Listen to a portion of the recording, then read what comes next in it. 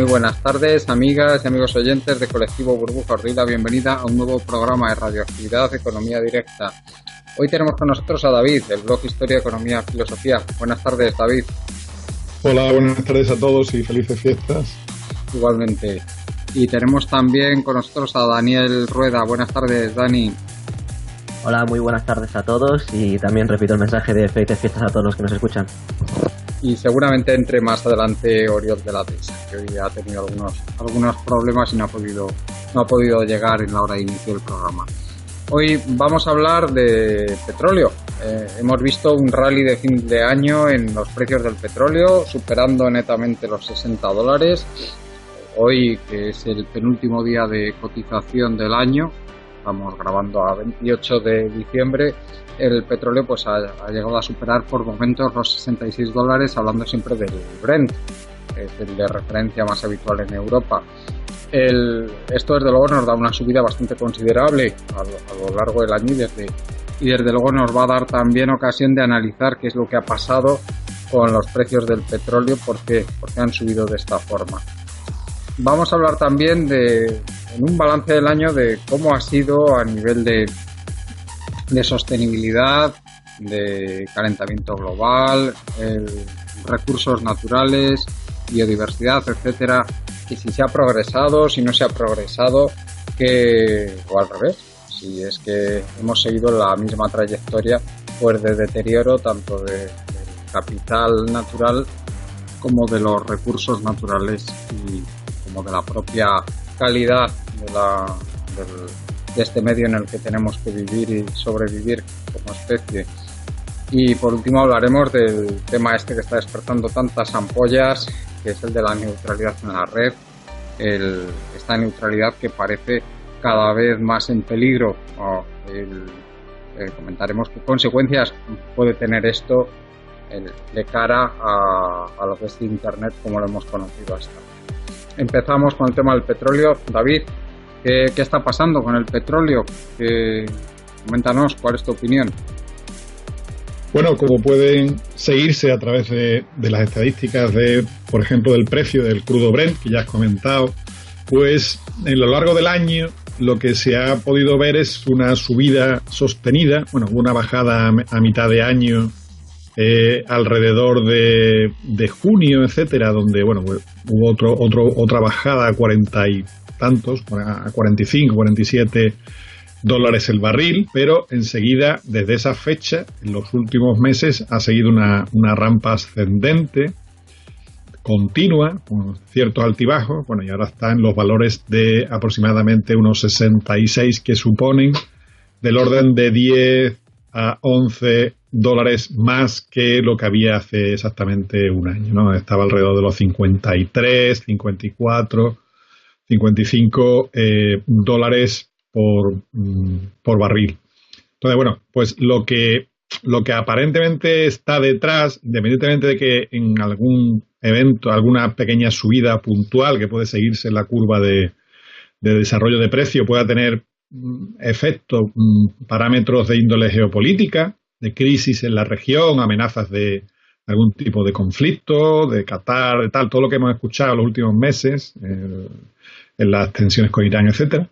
Pero lo que sí parece que está empezando a ocurrir, y por lo menos lo que figura también en las estadísticas del EIA, de la Agencia Internacional de la Energía, es que aparentemente desde el primer trimestre de 2017 el consumo está ligeramente superior durante prácticamente todo el periodo, o sea, en este último año, el consumo supera a la producción, consumo de petróleo, o sea que los excedentes o el oil glut, que a veces se llama, ¿no?, la gran reserva esa que se había acumulado de crudo, como almacenado en diferentes sitios, ¿no?, o no extraído, pues está siendo, digamos, consumida y está poniendo un poco de tensión al precio, ¿no? O sea, se nota que también ciertos acuerdos, aunque muy leves y no seguidos en gran parte, con rigor por parte de los productores de cortar alguna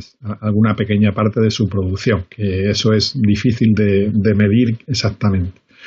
Otro de los temas fundamentales que puede cambiar completamente esta ecuación es el tema de los descubrimientos. O sea, hemos hablado en algún programa hace ya tiempo de la inmensa bajada en las inversiones, en los CAPEX, que se llama en el término de industria, Capital Expenditure, en exploración y desarrollo de nuevos campos, ¿no? Eso es un tema que ya hemos hablado varias veces, que ha habido bajadas de 2 dígitos en la cantidad de dinero que se está gastando en los últimos años en la exploración y desarrollo de nuevos campos.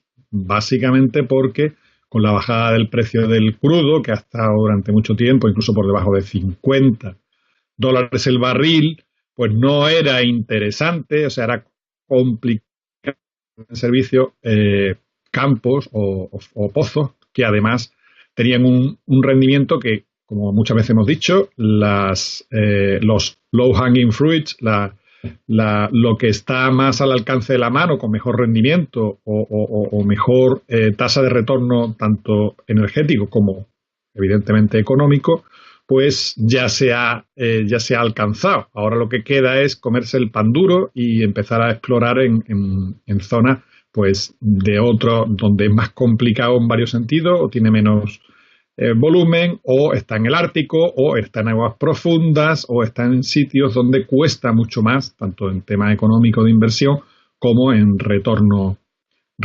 energético por unidad de energía gastada en la extracción, lo que hemos llamado muchas veces el ROI o el TRE, tasa de retorno energético de esos yacimientos, que es la parte importante y la que hay que tener en cuenta, no tanto el valor absoluto, porque es al final lo que va.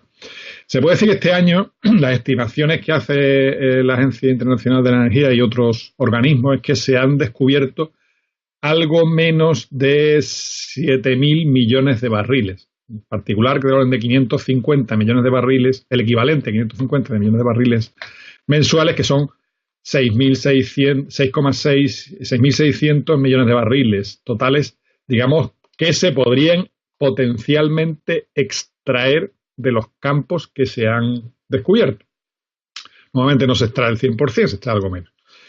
Si nosotros ese número lo comparamos con el consumo anual, que a través del consumo diario, ahora estamos alrededor de unos 98 millones de barriles día en ese orden, eso equivale en base anual a unos casi 36.000 millones de barriles. Quiere decir que hemos descubierto, la humanidad o las empresas mundiales han descubierto en el año 2017 el equivalente a un 19% del consumo mundial de ese año. Quiere decir que hay un 80% del consumo que hemos realizado que en el futuro, en algún momento, evidentemente, existen muchos campos actualmente que son los que están suministrando esa cantidad de barriles, pero si no descubrimos suficiente número de campos o suficiente número de reservas en el tiempo, llegará un momento en que no haya forma de cubrir esa demanda.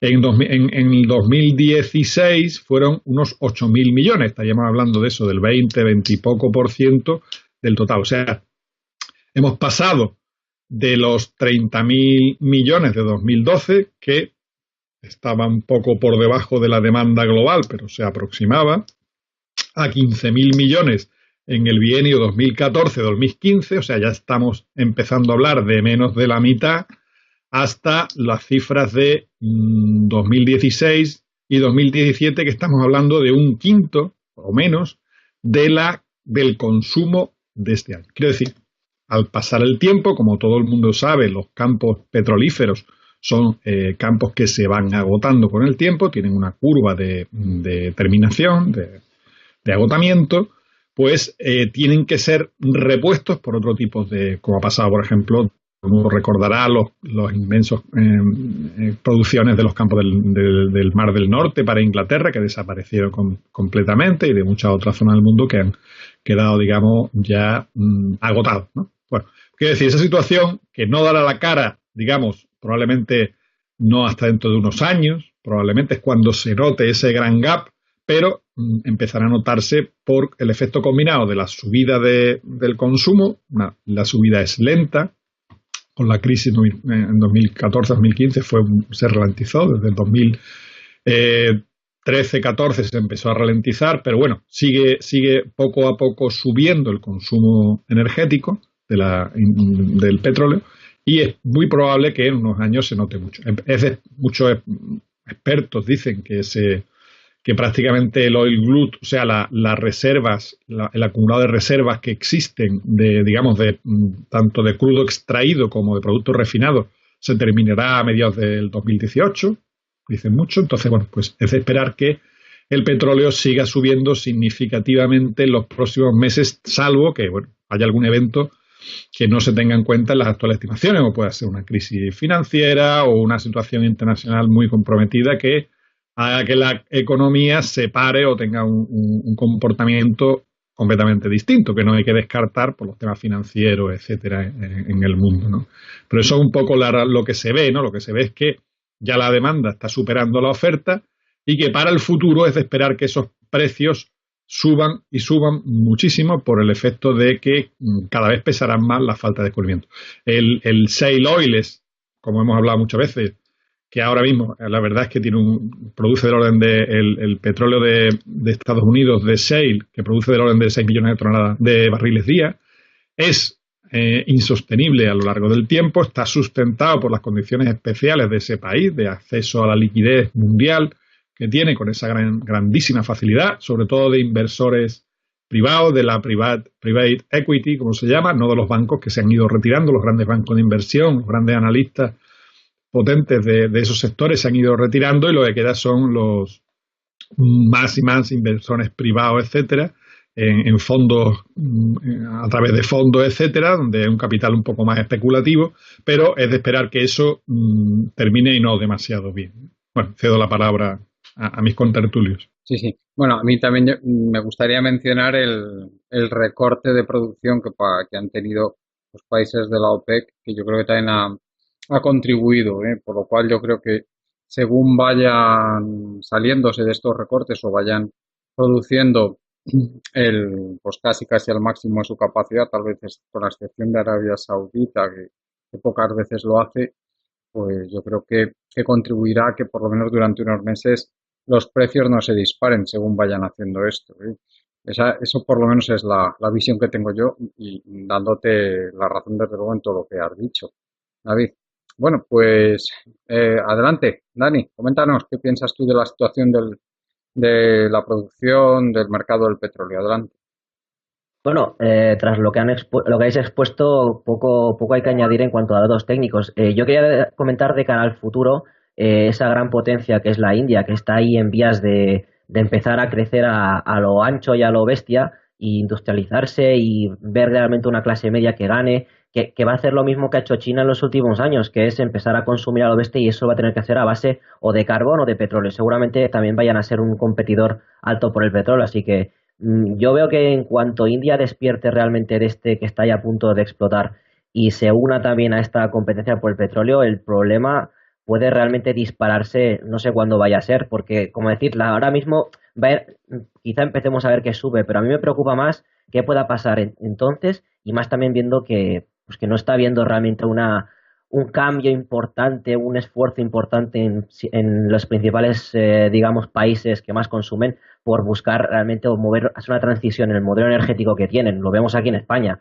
No estamos haciendo absolutamente nada y seguimos siendo completamente dependientes del petróleo, pese a que hemos tenido, digamos, pues un parón, una pausa en cuanto a que nos ha permitido pues que el petróleo no sea tan caro para intentar invertir y cambiar el modelo. Y para nada lo hemos hecho ni aquí ni hasta donde yo sé en ningún país del mundo, en la mayoría de países del mundo no se ha hecho, con lo cual, no sé, como comentáis, el futuro así a no muy largo plazo plantea que esto ya por fin vayamos a ver esta rueda, corregidme si me equivoco, de que el petróleo sí que por fin veamos que va a empezar realmente a subir y a subir y a subir, y que bueno, esa subida que siempre se decía y que pues ahora sí que va a llegar. Bueno, realmente periodo de precios bajos hemos tenido empezaron a desplomarse en el verano del 14, o llevamos algo más de 3 años. Antes habíamos tenido también algo más de 3 años de precios muy altos, sistemáticamente por encima de $100, que yo creo que fue lo que alentó todas esas inversiones en petróleos no convencionales,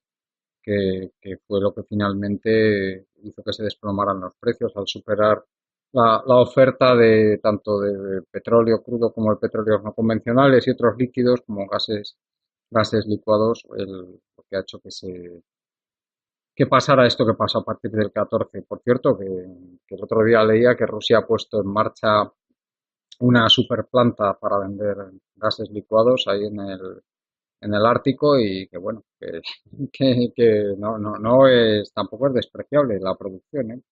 Calculé así por encima sobre el 0,3, 0,4 de la producción por ciento, de la producción mundial. Bueno, tenemos ya aquí con nosotros a Oriol de la Dehesa. Buenas tardes, Oriol. Hola, buenas tardes, ¿qué tal?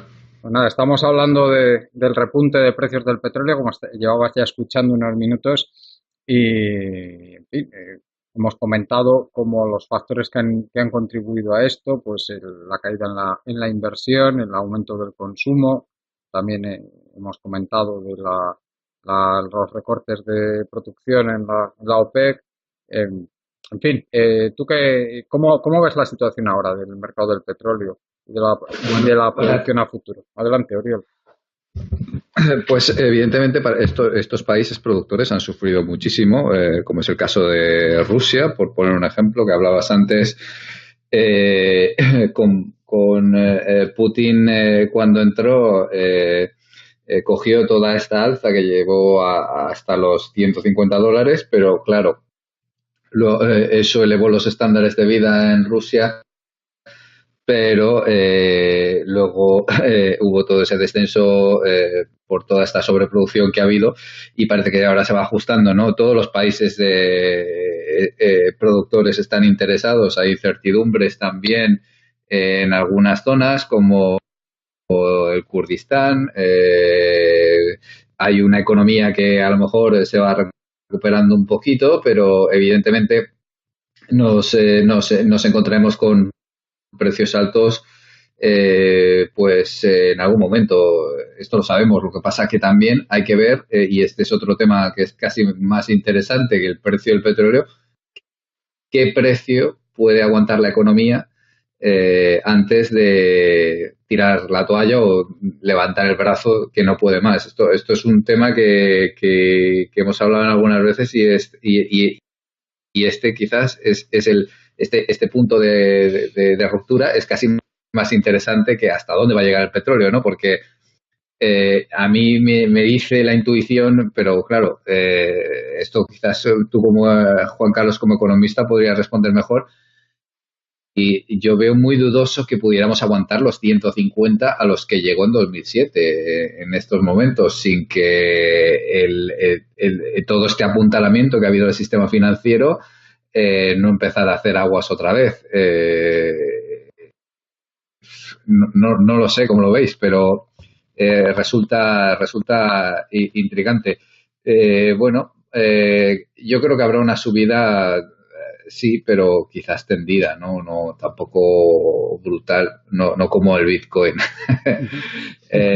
Sí, sí, por cierto, Oriol, que yo siempre he comentado que cuando repuntaran los precios del petróleo con fuerza, no a este nivel, sino mucho más arriba, que eso sería el desencadenante de la siguiente crisis financiera, pero ahora que has mencionado el Bitcoin ya tengo mis dudas, sé que lo mismo se cae todo antes por culpa del Bitcoin, aunque también le queda al Bitcoin para... Hombre, el Bitcoin creo que supone un punto pequeño de momento de la economía, De ¿no? momento, tú déjale. Sí. No sé, asusta la verdad. Veremos. Luego también es interesante las tensiones geopolíticas, cómo se están moviendo los bloques en función y todos estos oleoductos, ¿no? En Turquía, creo que si mal no recuerdo, se está viendo a ver si pasan uno por Turquía, si no lo pasan va por Rusia, está el tema de Ucrania. Esto también son puntos importantes, no solo el precio del petróleo. Y luego también hay una cosa que tampoco se tiene en cuenta muchas veces, que es el coste de refino. Como los petróleos que nos van quedando cada vez son peores, el coste de refino aumenta. Entonces, muchas veces uno no tiene que esperar a ver el petróleo a $100 para que el combustible, que es lo que está el producto final que está poniendo en su vehículo pues empieza a subir y evidentemente luego esto está sujeto a unos impuestos que, como sabemos, en la Unión Europea también de cara al año que viene pues a lo mejor ya se empieza a notar más esa directiva que dice en teoría debería poner al diésel al mismo nivel que la gasolina, ¿no? A nivel fiscal o por lo menos acercarse. Entonces, pues eso todo, pues a ver cómo va encajando. Bueno, pues no sé si quieres añadir algo más, David, sobre el tema del petróleo, y si no pasamos ya a comentar pues un poco el balance que en cuanto a sostenibilidad del año 2017, Sí, ¿qué piensas tú que ha cambiado? Sí. Un comentario, por ejemplo, de lo que hemos hablado, ¿no? Hay un proyecto del príncipe Mohammed bin Salman de Arabia Saudita, que es lo que se llama la visión Saudi Vision 2030 del 2030, donde si uno lee detenidamente lo que ahí aparece, ¿no? Es como un gigantesco proyecto de transformación del país, bueno, proyecto de transformación que conlleva incluso cambios que no se han visto en Arabia Saudita en 3 siglos, ¿no? Casi, desde temas educativos, pero lo que se esconde, desde mi punto de vista, debajo de eso, de esa visión de transformación, de modernización, de llevar a Arabia Saudita a ser un país que no sea dependiente. Lo que hay debajo es precisamente eso, creo, ¿no? Es un juicio ya estratégico a medio plazo, ya no podemos hablar de largo plazo, sino a medio plazo, de que, bueno, el tema del petróleo puede muy bien que en 2030 quede poco. O sea, el sistema actual de largueza, digamos, o de gran especie de estado del bienestar sostenido íntegramente por unos precios, por unas exportaciones grandísimas de petróleo, que permite, por ejemplo, eso, que haya una gran, inmensa cantidad de subsidios, que la mayor parte de la población dependa de una manera u otra del gasto público, ¿no? De que el precio del petróleo sea irrisorio, de la gasolina sea irrisorio, de muchos productos, pues bueno, pues parece que eso con el tiempo ellos sospechan de que eso no va a terminar mucho más allá de 2030, como hay muchos modelos de gente. Claro, el pico oil nunca lo van a mencionar en un proyecto de este tipo, y nunca se va a hablar de que el petróleo en Arabia Saudita remotamente pueda acabarse, a pesar de que todo el mundo sabe que si sigue la tendencia se acabará, ¿no? Pero bueno, es muy curioso leer ese documento, que es muy controvertido y que, bueno, no sé cómo saldrá. Tiene mala pinta lo que inicialmente se ve, ¿no? De las detenciones que ha habido, pues se trata de imponer de una manera bastante drástica. Pero bueno, ahí lo único que puedo comentar también de esto es que el 2011, cuando empezaron las revueltas en los países árabes, el Estado saudí incrementó el gasto en un 25% y subió los salarios de todos los funcionarios públicos una barbaridad, digamos, la manera de cómo se está sosteniendo esa legitimidad, ¿no? Es un país tanto artificial que está sostenido por la riqueza esa del petróleo y la forma en que se distribuye, ¿no? Pero bueno, yo creo que es una pincelada de dónde va, ¿no? De momento, David, los saudíes no parece que se lo crean mucho, no, por lo menos viendo cómo están construyendo la torre esta de 1 kilómetro de altura, la torre Jeddah, que la van a terminar, se supone, en 2 años. Sí. No, de momento no están haciéndolo, pero bueno, quiero decir que ya están notando, ya empieza a notarse que, bueno, algo está cambiando, ¿no? Que no va a durar toda la vida esto, y bueno, todo el mensaje de ese proyecto, del proyecto 2030, va en el sentido de alejarse de la dependencia del petróleo, o sea, de buscar otras fuentes, desde el turismo, desde industrias, desde todo, modernización general del país, en el sentido de acercarse al estándar occidental de economía diversificada en todos los sentidos, financiera de todo tipo. Y lo que está debajo, seguro, es el dicho ese árabe famoso, ¿no? De que mi abuelo iba en un burro, mi padre fue en un coche, yo voy en un avión y mi hijo a lo mejor va otra vez en un burro, ¿no? Un poco la frase esa sobre lo que va a ocurrir cuando el ciclo del petróleo. Sí, David, bueno, y coméntanos ya si quieres sobre cómo una valoración sobre cómo has visto el año 2017 cuanto a esos parámetros de sostenibilidad. Hombre, yo creo que no podemos ser muy optimistas por lo que hemos visto. Por ejemplo, una de las noticias de este año fue por ejemplo, la salida de Estados Unidos bajo la presidencia de Trump de los acuerdos de París para la reducción de gases de efecto invernadero, que ya tratamos en su momento, que era en sí un brindis al sol, ¿no? Era una apuesta ahí sin ningún tipo de límites claros, ni una definición clara de nada, pero bueno, era por lo menos una declaración de intenciones que ni siquiera se ha sostenido en el caso de Estados Unidos, ¿no? En el resto de países, bueno, lo que estamos viendo en el mundo y que lo hemos tratado ya en algunos programas, pues es un deterioro sostenido de la misma tendencia. O sea, las emisiones de los niveles de CO2 detectados en el mundo pues siguen creciendo. Ya hemos pasado de los 400 a los que no volveremos nunca, los 400 ppm, ¿no? de valor mínimo.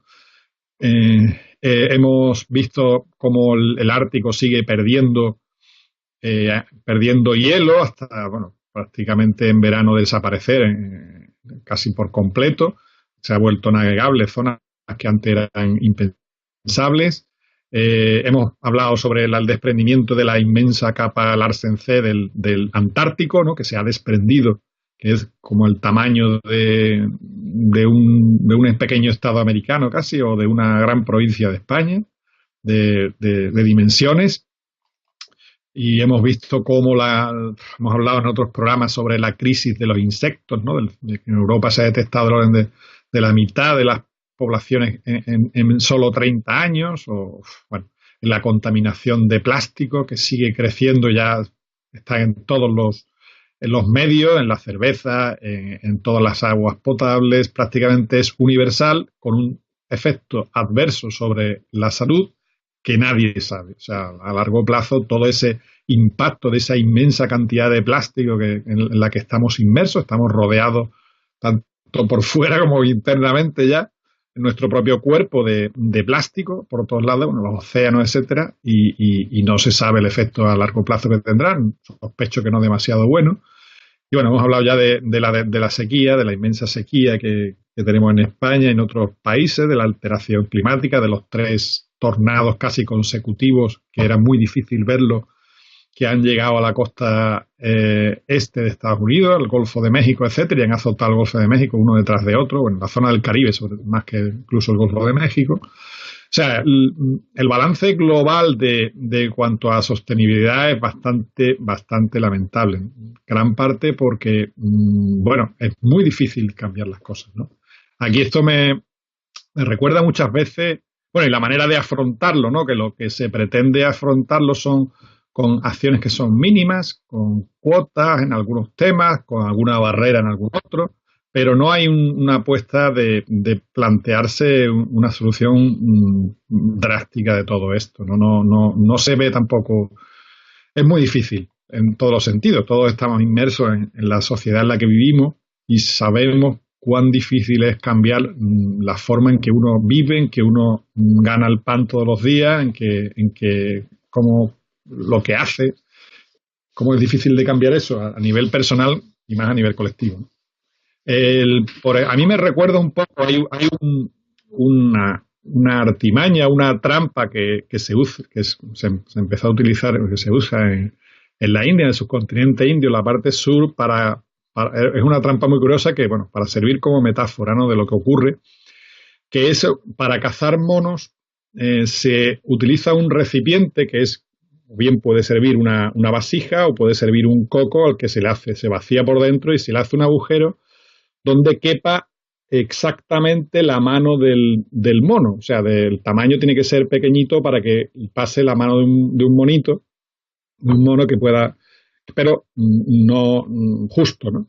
Entonces, lo que se hace para esa trampa es meter dentro, por ejemplo, una fruta, una banana algo así comestible de un tamaño mediano que quepa por la abertura. Entonces, lo curioso de la trampa es que cuando el mono agarra lo que hay dentro, si es una banana o lo que sea, el cazador, si por ejemplo va a cazar o lo que sea, puede salir tranquilamente e irse acercando al mono desde la distancia que quiera, que el mono intentará por todos los medios sacar lo que hay dentro, pero nunca saca la mano. O sea, es curioso porque en realidad el mono no tiene ninguna atadura. Él podría escaparse perfectamente del cazador, que puede llevar en la mano un bate o puede llevar una espada o un hacha, lo que quiera, lo más amenazador posible, con las actitudes más amenazantes posibles, que el mono no suelta el plátano, no suelta la banana o la fruta que está dentro. O sea,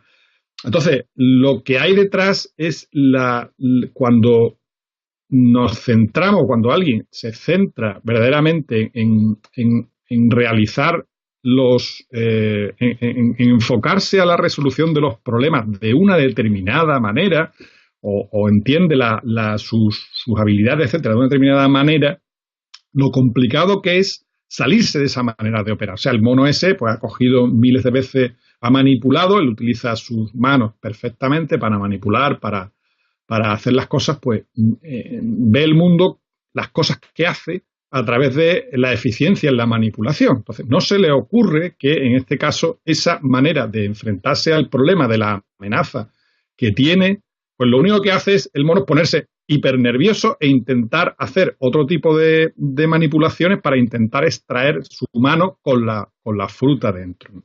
Pues un poco podríamos extrapolar esa metáfora a cómo obramos en el mundo, ¿no? Cómo obramos como especie actualmente contra esa amenaza del hombre que sale con el hacha detrás de los árboles, cuando nosotros estamos, en este caso sería el cambio climático, la destrucción del medio, etcétera, y nosotros estamos intentando llevarnos el fruto que tanto queremos, ¿no?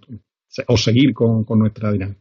Entonces, un poco, en nuestro caso, esa capacidad de enfocarse, el hombre tiene una inmensa capacidad de enfocarse en dividir los problemas, en analizarlos uno a uno, como el mono en el caso de enfocarse en sacar la banana del recipiente, pues nos lleva a pensar que el tipo de soluciones que hemos ido utilizando a lo largo de la historia y que nos han dado resultados, como pueden ser el desarrollo de tecnologías más eficientes, el desarrollo económico general, el hecho de enfocarnos científicamente y tecnológicamente en trozos de actividad, o sea, en solucionar esto de esta manera, en dividir los problemas en trocitos pequeños e irlos abordando uno a uno, nos va a aportar algo en este caso, ¿no?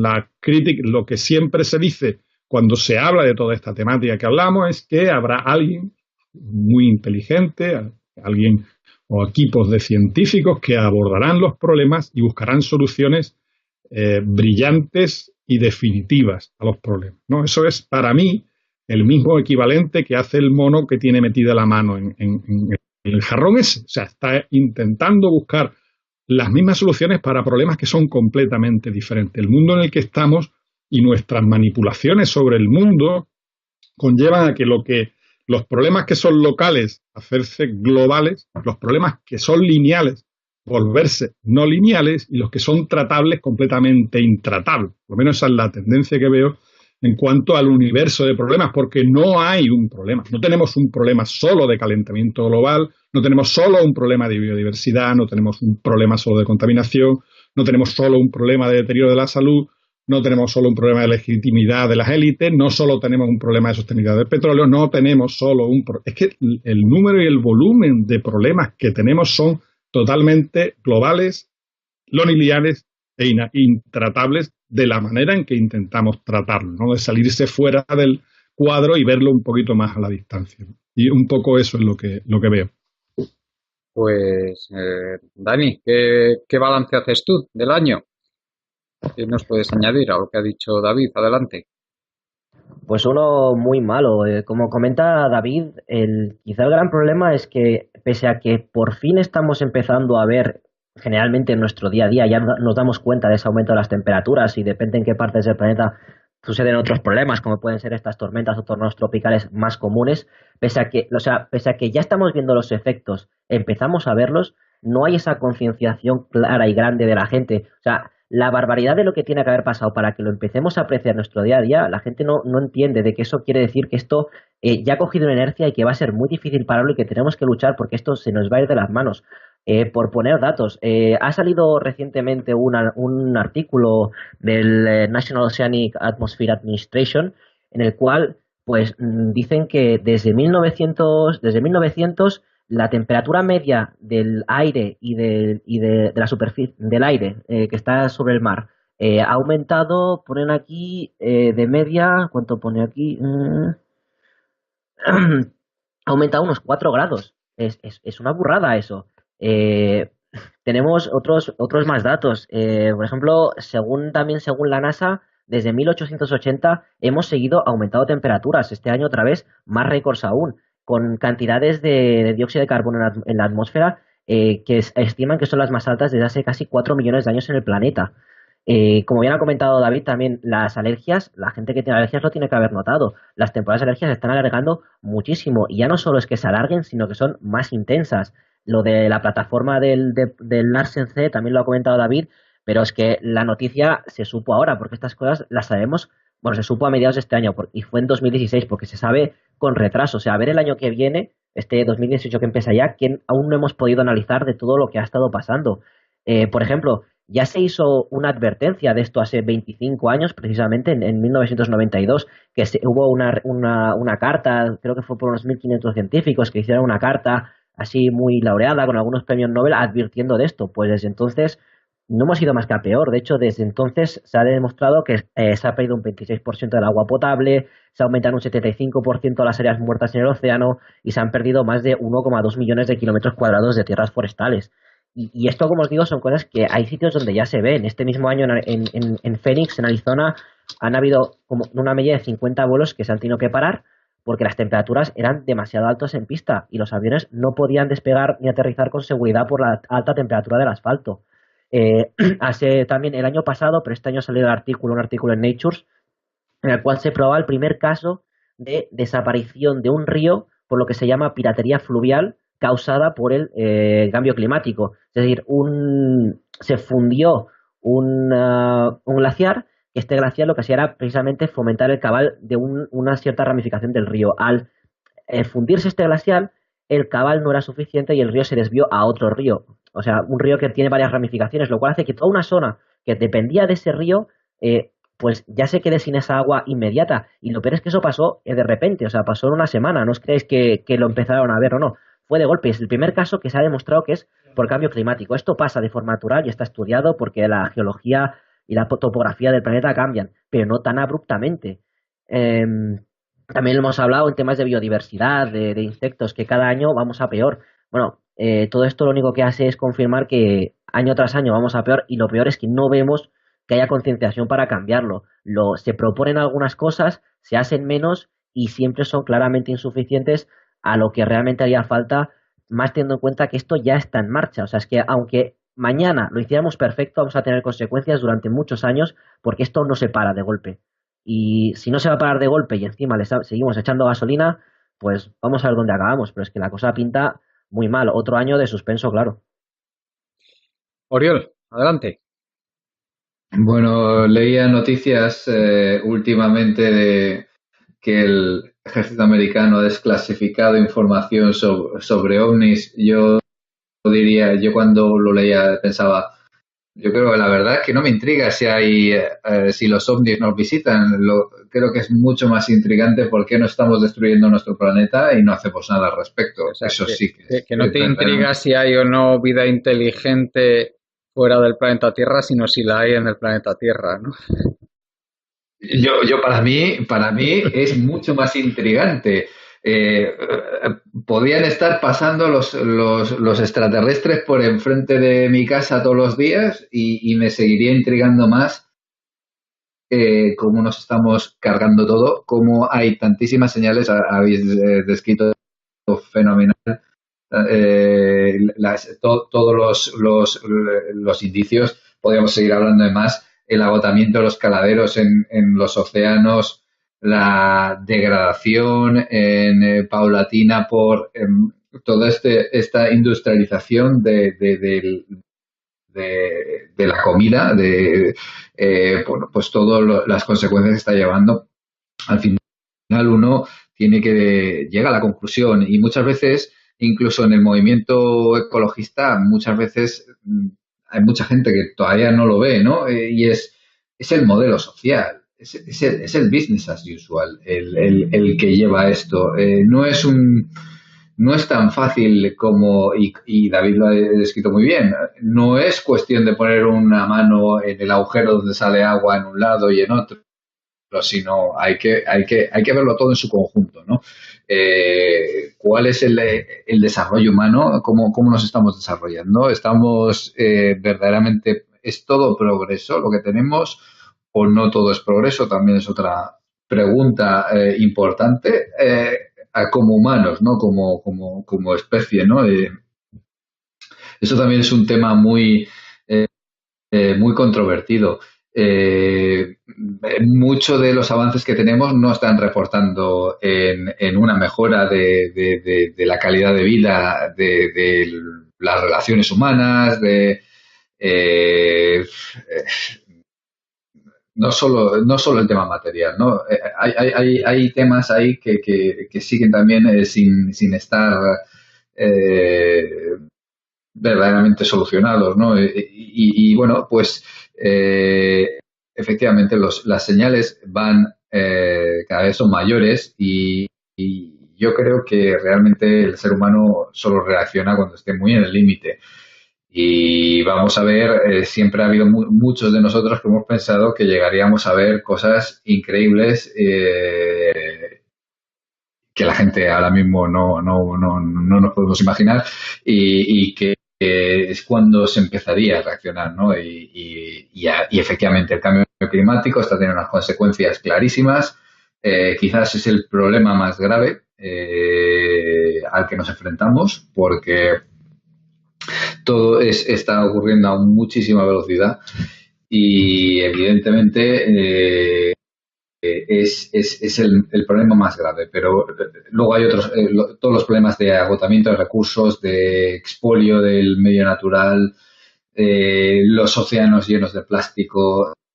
No sé si lo hemos comentado, pero también los océanos están en particularmente malas condiciones. La acidificación de los océanos, corales están muriendo, la pesca está siendo es absolutamente, tal y como está planteada ahora, esquilmar el océano. Que por cierto, esto es una cosa que sucede mucho en España. A España le preocupa mucho dónde pescan nuestros pescadores y si pueden pescar, y enseguida cuando hay algún problema, pues o con Gibraltar o con Marruecos o en uno de estos sitios donde no pueden pescar, pues hay un brote nacionalista, ¿no? De nuestros pescadores y tal, pero nadie responde a la pregunta: ¿por qué no pueden pescar en nuestras aguas? Es una intrigante pregunta. No pueden pescar en nuestras aguas porque nuestras aguas están arrasadas. El Mar Menor está muerto. Por cierto, estuvimos hablando el otro día de la pérdida el descenso en el número de aves. Me informé, en Irlanda también está sucediendo. Estamos teniendo un descenso en el número de aves y aquí las leyes son un poco diferentes a las que hay en España, o sea, que evidentemente hay más cuestiones. Las abejas, las poblaciones de abejas, tampoco hemos hablado. El tema de la mortandad de las abejas, algo parece que se va a hacer, porque realmente sin abejas también tendríamos problemas, con lo cual, bueno, pues hemos hecho aquí una foto que nos pondrán de campeones de agoreros del 2017. Hombre, lo de las abejas, es que no has visto los mini drones esos que hay que Sí, quieren sacar el Black lugar de Mirror. las abejas y todo lo va a solucionar la tecnología, tú no te preocupes. El Black Mirror, sí. Sí, sí. Pues Y encima van transmitiendo imágenes en tiempo real a la NSA, los drones. eso es lo que te ponen en la foto y luego la realidad es que hay un señor en África con el bastoncillo poniéndole, ¿sabes? O sea, polinizar Poniéndole no el mismo, sabemos si van a polinizar polinizando algo, a pero mano bueno. las flores y entonces a ese señor le pagan ya $medio al día Sí. y ya está, problema arreglado, ¿no? Y nosotros no vemos nada, a ti te ponen la foto del dron flamante y luego la realidad es esa. Porque es muy posible que, que dada cómo funciona nuestro mundo, fuera así, ¿no? Evidentemente, el tecnooptimismo, muchas veces, como tú comentas, Juan Carlos, pues piensa que todo lo puede resolver un parche tecnológico, pero muchas veces la ciencia lo que tiene que servir es para entender cuál es nuestro impacto y, bueno, pues ver, en vez de inventar abejas, drones, buscar que no se mueran las nuestras, ¿no? Ya solo por eficiencia energética. Evidentemente nunca podremos fabricar una máquina más eficiente que una abeja, eso es de cajón. Y bueno, paso palabra. Pues yo creo que vamos a pasar ya al tercer tema del día para que tampoco se nos alargue excesivamente el programa, que es el de la neutralidad en la red, a no ser que queráis añadir algo más sobre esto, alguno de vosotros, o como queráis. Sí. Bueno, pues entonces te voy a pasar la palabra a ti, Dani, para que nos comentes un poquito. No, lo primero que nos hagas un resumen de en qué consiste exactamente este problema que hemos visto que ha surgido aquí en el tramo final del año. Adelante. Pues estamos hablando del fin de la neutralidad de la red en Estados Unidos, donde la Comisión Federal de Comunicaciones pues ha acabado con esta protección que había impuesto, que había puesto la administración de Obama hace 2 años, con una votación de 3-2, en la cual pues el Partido Republicano por completo votó a favor de acabar con la neutralidad de la red, un Partido Republicano y una Comisión Federal dirigida por AGPAT, que para quien no lo sepa, AGPI, perdón, que para quien no lo sepa, estuvo unos cuantos años trabajando creo que fue en Verizon, si no estoy equivocado, en una de las grandes, sí, en Verizon, estuvo en Verizon trabajando un par de años, una de las grandes de telecomunicaciones distribuidoras de Estados Unidos. ¿Qué supone este cambio? Bueno, la neutralidad de la red lo que explica, lo que defiende es que absolutamente todos los datos absolutamente cada bit de información, podríamos decir, se trata de forma igual. No hay información que tenga ningún tipo de privilegio. Toda la información pues se mueve a la misma velocidad y no tiene ningún tipo de privilegio. La neutralidad de la red lo que vendría a acercar es un Internet, a grosso modo, para que se entienda más fácil, podríamos decir como la televisión por cable, en la cual tenemos distintos tipos de contenido, podemos tener paquetes. Tú contratas la televisión por cable y te incluye pues canales básicos, pero luego si quieres el fútbol pues tienes que pagar un extra y encima el partido del Barça-Madrid pues ya es el partido extra y además tienes que pagar un plus, con el además añadido de que te pueden gestionar, pueden penalizar ciertos servicios o favorecer otros servicios ya también con la velocidad de conexión, y ya no hablemos de que también pueden directamente bloquear ciertos contenidos. Y todo esto, el poder lo tienen las teleoperadoras, que bueno, no es ningún secreto, ¿no? Que son grandes lobbies que están ahí codo con codo pues, con cualquier gobierno de cualquier país. Y el problema viene de aquí, de esto, esta neutralidad que pues hace entender el Internet como lo entendemos, como una red que realmente nos permite comunicar de forma libre y permite a cualquiera, es la gracia de Internet, cualquiera dar un mensaje al mundo, y que mi mensaje puede llegar tan fácil como el mensaje de una gran corporación. Aquí se va a ver penalizado porque se empiezan a poner filtros, a poner peajes. Obviamente las grandes compañías van a poder pagar estos peajes o van a poder hacer que sus usuarios paguen estos peajes, y sobre todo esto va a afectar a pequeñas empresas que quieran empezar o a pequeños grupos que quieran dar su mensaje. Con un podcast como este mismo puede empezar a tener problemas si se limitan los medios de comunicación. Por poner un ejemplo, tú tienes tu tarifa de Internet y ella incluye el acceso a, pongamos, el periódico, El Mundo, La Razón, a los grandes medios. Si tú quieres medios pequeños independientes, paga un extra. Esto ya es una barrera enorme, y la neutralidad de la red, la terminal con la neutralidad de la red perfectamente permite esto. Con lo cual, como podéis imaginar, es un problema bastante gordo. Si tenemos en cuenta también, esto solo está en Estados Unidos de momento. Esto ya da la beta a que pueda pasar en otra parte. Y si tenemos en cuenta que los grandes sistemas de Internet están en Estados Unidos, no sabemos cómo les puede afectar que trabajen de una forma allí y otra aquí. A lo mejor algo nos puede afectar en esos servicios, como Google, por ejemplo, es el más conocido. Realmente es un varapalo. Aquí en Europa se supone que hay una ley para protegerla, aunque tiene algunos flecos, algunas cosillas que se desvinculan y que permiten algunos casos aparte, como por ejemplo aquí en España está el Vodafone Pass, que es atenta contra la neutralidad de la red, porque el Vodafone Pass, para quien no lo sepa, es un extra en la tarifa que te permite para ciertos servicios tener datos ilimitados. Entonces, por ejemplo, YouTube es uno de esos servicios, entonces quien tenga Vodafone Pass puede ver YouTube de forma ilimitada, no se le gastan los datos de su tarifa viendo YouTube. Esto lo que hace es ir en contra de otros servicios que no tengan este contrato. Por poner un ejemplo, otro servicio de vídeo popular puede ser Twitch, por poner un ejemplo, y juraría que no está en el servicio. Pues claro, alguien que esté entre YouTube y Twitch sin ningún tipo de preferencia se verá YouTube porque no le va a consumir datos. Y esto ya es que elimina esta neutralidad de la red, ¿no? Entonces, pues es un problema importante y tenemos aquí que ver cómo va a reaccionar el mundo ante este cambio en Estados Unidos y ver si esto se extiende o no y cómo puede afectar a estos grandes servicios que todos usamos. Oriol, ¿qué consecuencias ves tú que va a tener esto de cara a lo que es el día a día de una persona normal o el que realmente la red empiece a ser algo más controlado por grandes empresas, por grandes compañías? Adelante.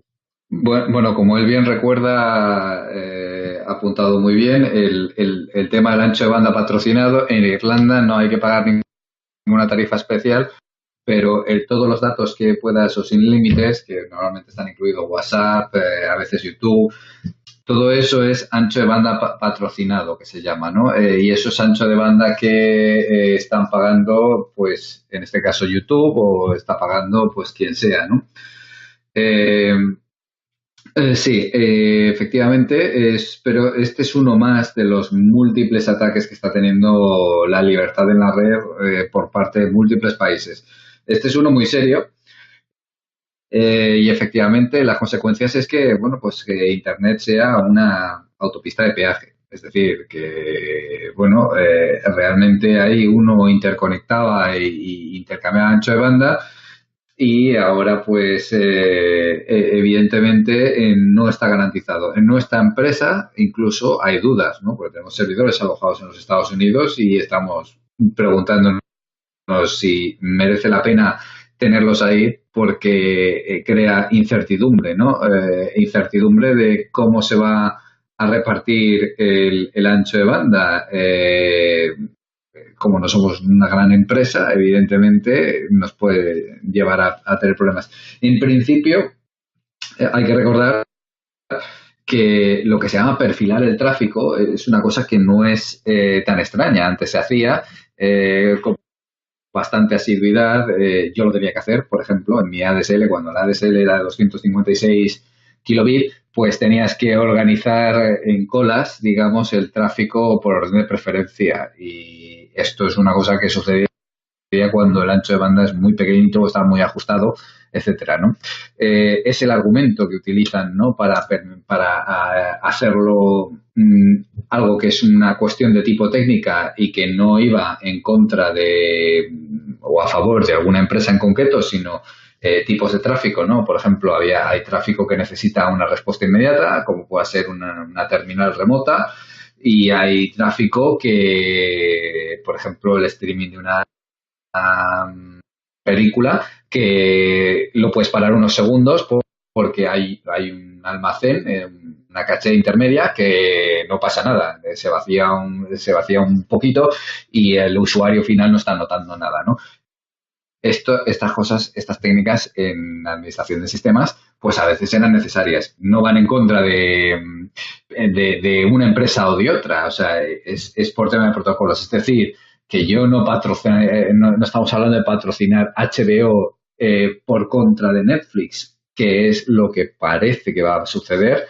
En el caso americano es que básicamente pues es como financiarizar Internet, ¿no? Es casi como establecer subastas para, bueno, pues el mejor postor pues tendrá la conectividad mejor. Es algo verdaderamente absurdo, pero hay que recordar que también hay otros muchos temas que son verdaderamente preocupantes en el tema de Internet. China y Rusia prohibiendo las VPNs y llevando a la cárcel o deteniendo a gente que las utiliza o que las vende. Cajas negras en Francia, en el Reino Unido aparentemente parece que también. Hay cierres de redes, es habitual en países como Turquía o Egipto, ¿no? Entonces, estamos encontrando entre un mundo que, bueno, en España, sin ir más lejos, podemos hablar del anonimato en Twitter. Anónimo solo puede ser M. Rajoy, pero no los usuarios de Twitter, ¿no? También hay que tener en cuenta y que en Twitter se están haciendo barbaridades también, o sea, que hay que encontrar un balance con todo, ¿no? Pero en el fondo, Internet cada vez de ser un entorno puramente neutral y donde, pues, efectivamente nosotros estamos en el aire de Internet, ¿no? Donde podríamos hablar de un espacio de mucha libertad. Estamos empezando a ver, pues, en unos bloques no sé cómo decir, la mercantilización de Internet, convertirlo en algo totalmente a disposición del mercado del mejor postor, no de su objetivo original, ¿no? Que era interconectar distintos sistemas, ¿no? Y luego tenemos en otras zonas medidas represivas, medidas que atentan contra la libertad de las personas, y bueno, y estamos entrando en un mundo que cada vez complica más la situación pero que al final es muy difícil de controlar. Los usuarios, al final, habrá una huida hacia adelante, ¿no? Y por mucho que se quieren meter a controlar la encriptación de los mensajes, los gobiernos quieren intervenir en las comunicaciones, están nerviosos con el tema de la encriptación punto a punto, pues cada vez vemos que Internet se la están apoderando los poderes legislativos. Esa es mi conclusión. Muy bien, pues Dani, no sé si querías comentar algo más que pueda sobre las consecuencias que puede tener esto en caso de generalizarse. No mucho más, sobre todo concienciar a la gente de que se informe. Igual que con el cambio climático, que quizá hay una gran desinformación de cuál es el impacto real que puede tener esto igual. Internet es algo que se usa a diario, que se da casi por hecho, que está ahí y no es así. Y antes de que esto pase o de que empiece que he visto yo, ¿no? Información no del todo precisa de ha pasado esto en Estados Unidos y la gente pues diciendo, oh, es que han dicho esto, es que van a hacer lo otro, informaros bien de qué es para también defenderlo, porque al fin y al cabo es una de las herramientas, por decir, la herramienta más potente que tenemos hoy en día, realmente si queremos, pues como hace este podcast, ¿no? Intentar cambiar un poquito las cosas. Muy bien, pues David, creo que querías comentar algo también sobre esto. Sí, aunque no soy un experto como mis contertulios en los temas tecnológicos, etcétera, pero bueno, creo que puede ser este caso va a dar un poco una idea de a dónde va, creo yo, los temas sociopolíticos y económicos en el mundo, ¿no? En primer lugar, estamos hablando de una decisión que ha tomado un país, ¿no? Un país que no es España, no es la Comunidad Económica Europea, que la ha tomado la Comisión Federal de Comunicaciones, ¿no? ¿Por qué tenemos que estar hablando aquí 4 personas de la decisión que toma un país extranjero en el ámbito de su... Bueno, da un poco una idea del impacto, ¿no? De cómo estamos completamente sujetos a lo que regulan determinados países por el peso, ¿no? Por algo, bueno, hemos hablado alguna vez del imperio, ¿no? De la gran capacidad que tiene lo que se decide en ese país, en todos los sentidos, para afectar la vida del resto del planeta. En segundo lugar, hay un tema ahí clarísimo, lo habéis contado, ¿no? La persona que lo propone, cómo las puertas giratorias funcionan. Ese hombre era un abogado de Harvard, por lo que he leído, que estuvo en Verizon en el 2001, etcétera, y bueno, pues estuvo ya en las empresas que ahora va a regular. Uno de los grandes beneficiarios de este tema va a ser Verizon, Comcast, bueno, las grandes proveedores de acceso, ¿no? Los grandes proveedores de acceso a Internet. No los de contenido, sino los de acceso. En este caso, Verizon, que es probablemente una de las que más se beneficie, ¿no? Y este hombre pues está precisamente encargado de regular lo que puede ser un negocio impresionante para esas empresas, ¿no? Alude un poco también, creo, a qué hay detrás de esto, ¿no? Hay, creo yo, dos temas. Uno que es, en rigor, de índole política, sociopolítica, como es el tema del control de los contenidos sin que intervenga verdaderamente la justicia, ¿no? De los proveedores de acceso, los proveedores de Internet en un momento dado, puedan frenar o ralentizar o limitar o cortar determinados contenidos, o pueden ser pues medios que no son afines, después de la avalancha de los fake news que se decían, ¿no? De las noticias falsas, de todo es causado, todo lo que crea problemas, ¿no? En Cataluña el problema son los hackers rusos, en Estados Unidos fue la injerencia rusa en las elecciones, en el Brexit. Bueno, los rusos son omnipotentes, ¿no? Yo me estoy pasmado con la capacidad que tienen los rusos de modificar la mentalidad de millones de personas en el mundo y hacer lo que ellos quieren, ¿no? O sea, un poco esa fantasía, bueno, ese intento de controlar el mensaje, de controlar a los creadores de opinión, porque el mundo no va para determinados élites o lo que sea, ven que hay cosas que no les gustan, ¿no? Entonces, bueno, pues forma parte un poco creo yo, de ese intento de control de los medios. Y después hay un tema, por último, económico bestial, ¿no? Que es, hay un mercado ahí potencial, como a los junkies, ¿no? A los que se les ha distribuido una mercancía para que lo vayan probando y ahora te dicen, no, bueno, pues que tu acceso, bueno, ahora paga. Ahora ya que tú subes a Internet no sé cuántas, estás tantísimas horas pendiente de Facebook, pendiente de no sé qué, ahora me vas a pagar. Ahora vas a empezar a pagar por eso, yo no por el contenido a lo mejor, pero por el acceso o por la velocidad, ¿no?